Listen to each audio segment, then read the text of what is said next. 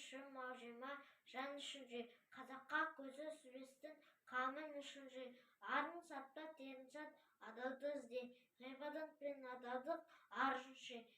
Ерінбесең еңбекке, дәулетің дайын, жаратқан жоқ жатсын деп, бір құдайын ойлайсың деп ой берді, көру көз аяқ берді, тапқан сайын бассын деп. Үйде отырып салғанмен саурайын, тігіліп тұрама саған дайын, жүріп тұрып оянып істеп көрсең қарекетін, білесің сонда жайын, жатып ішкен жан таныс салғырт саған, оған арам қарекет ойламақ, іздемеген кісі қайдан келсін, таза киім, жылы орын, тәтті тамақ. Егін сал,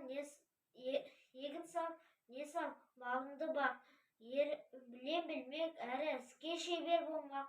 қол өнерден пайда қылып үйрену ақ, кетпес дәулет осы